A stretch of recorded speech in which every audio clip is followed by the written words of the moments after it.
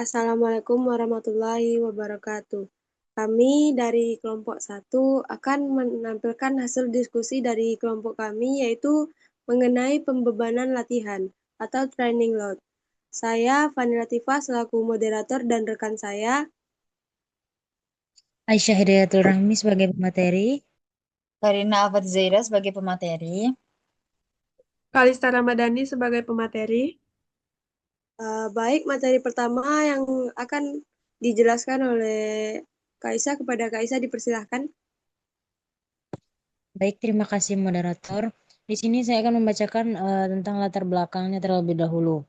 Dalam dunia olahraga modern, pembebanan latihan atau training load merupakan inti dari proses pembinaan prestasi.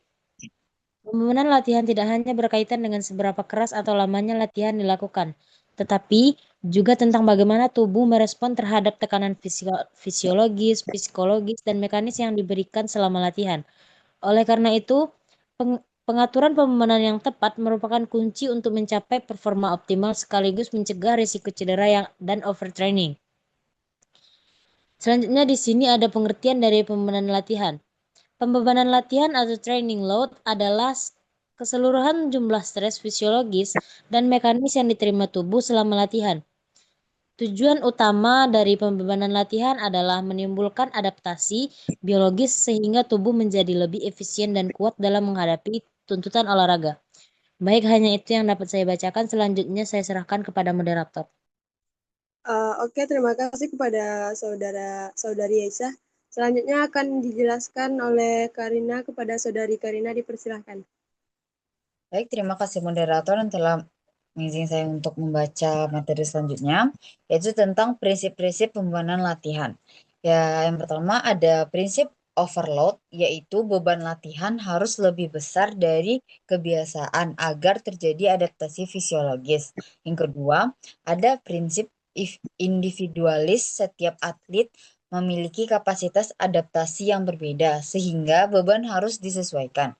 Yang ketiga, ada prinsip spesifisitas, yaitu beban latihan harus relevan dengan jenis cabang olahraga dan posisi atlet. Yang keempat, ada prinsip reversibilitas, yaitu adaptasi akan hilang jika pembebanan dihentikan dalam waktu lama. Yang terakhir ada prinsip periodisasi, yaitu pengaturan beban harus dilakukan secara bertahap melalui siklus makro, meso, dan mikro. Lalu selanjutnya ada metode pengukuran pembebanan latihan. Yang pertama ada session RPA atau Rating of Perceived Exertion, yaitu diperkenalkan oleh Foster et al. 2015. Metode ini mengukur persepsi kelelahan subjektif atlet pada skala 0-10 setelah sesi latihan.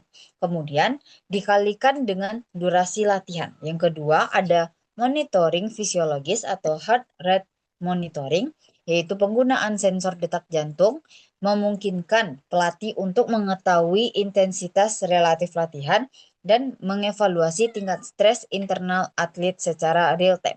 Yang ketiga ada GPS tracking atau wearable sensor, yaitu alat ini mengukur beban eksternal seperti jarak, kecepatan, akselerasi, dan jumlah lompatan. Data ini penting untuk olahraga permainan seperti bola basket atau sepak bola.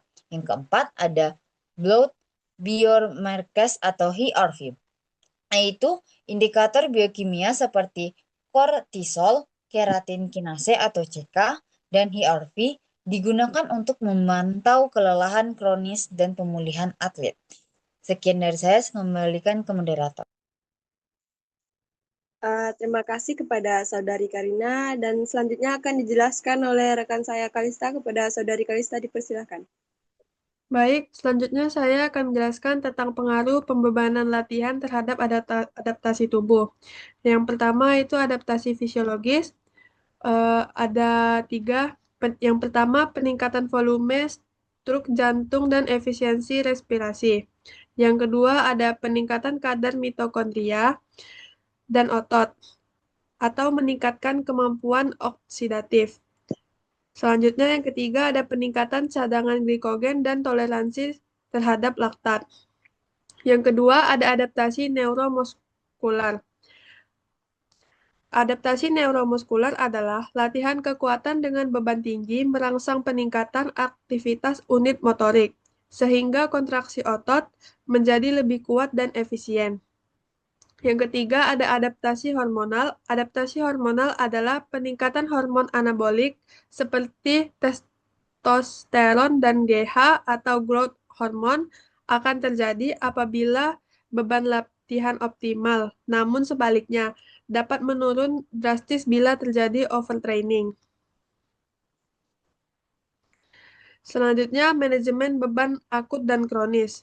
Yang pertama, yaitu ada beban akut adalah total beban latihan dalam 1 minggu terakhir.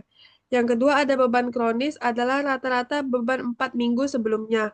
Rasio beban akut terhadap kronis yang ideal berkisar antara 0,8 sampai 1,3, nilai di atas 1,5, menunjukkan risiko cedera meningkat secara signifikan karena tubuh belum beradaptasi dengan beban baru.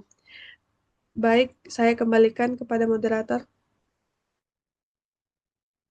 Terima kasih kepada Saudari Kalista.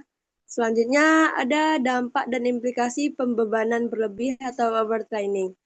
Yang pertama ada dampak, yaitu pembebanan latihan yang berlebihan tanpa pemulihan yang cukup dapat menyebabkan overtraining syndrome atau OTS, yaitu gejalanya meliputi kelelahan kronis, penurunan performa, gangguan tidur, dan ketidakseimbangan hormon.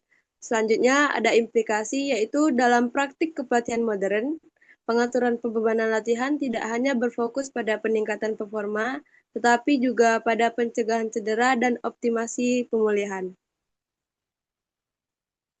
Sepanjang penjelasan dari rekan-rekan saya tadi, kesimpulannya yaitu pembebanan latihan merupakan unsur fundamental dalam sistem pelatihan olahraga yang berfungsi sebagai stimulus utama untuk menimbulkan adaptasi psikologis, fisiologis, dan mekanis pada tubuh atlet.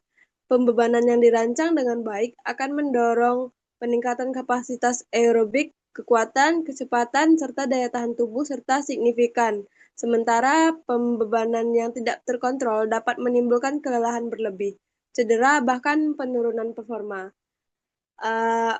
Mungkin itu saja yang dapat kelompok kami sampaikan. Jika ada salah kata atau kekurangan teori kami mohon maaf. Kami tutupi dengan Assalamualaikum warahmatullahi wabarakatuh.